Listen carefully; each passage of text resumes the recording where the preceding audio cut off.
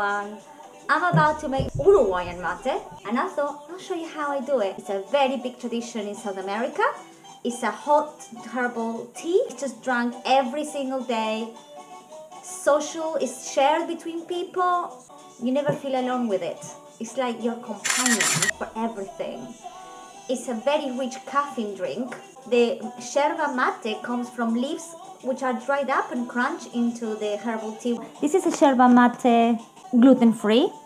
This is a yerba mate which has different herbs in it, such as chamomile and mint and many others. And then we have another one which is a very strong flavor, which contains palos. Got part of the leaves stems, it's got them in there, which this one hasn't got any of the stems. So that's just the difference. That's sin palos, that's con palos.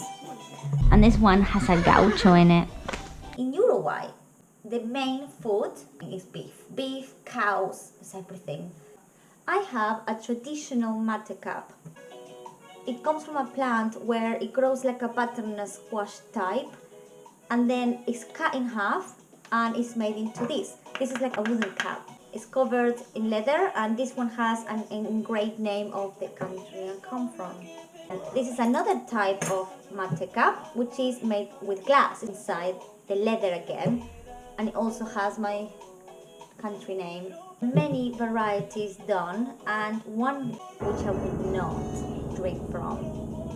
Mate placed inside. Then we have different types of bombillas. It's a metal straw that has tiny holes that filters out the yerba mate. This one's got a fancy spring to filter smaller part. And then we got this one which got tiny holes as well. This is not drugs, okay? It's not marijuana. Who's selling in some herbal shops in UK. It's good to know, because when my mom was bringing this to UK, she was so scared. She stuck the receipt label on the packet just to prove that she bought it. Kept stressing out the whole trip. In Uruguay, same as Argentina, any words that has WL or Y, we pronounce it as sha.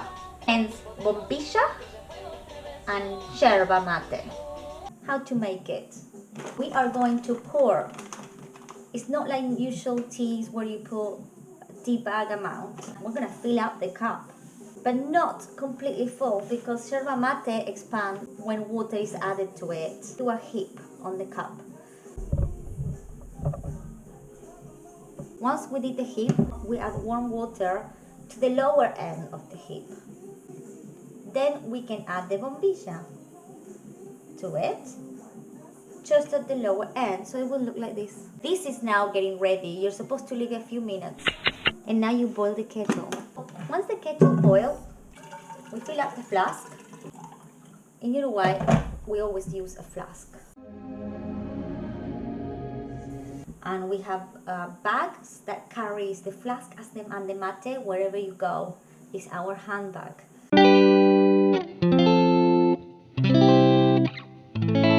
Once it's done, you sip it. We keep the heap dry, so never get water on that, because people get very annoyed.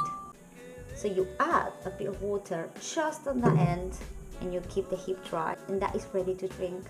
The taste is described as quite bitter.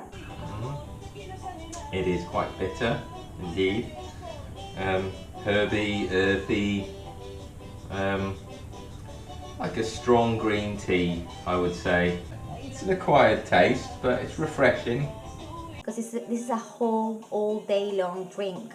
So once the mate runs out of flavor, we take the bombilla out and we place it on the dry end of the mate to start a new fresh mate again. You can also add pieces of ginger to the cup. You can add orange peelings, or if it's too strong, you can add sugar to the water. You can add chamomile tea bags. It will make it a little bit milder, because it has a very strong bitter taste. Let it cool down, because it could be too hot, and ready to drink. This is how I make my mate. Thanks for watching.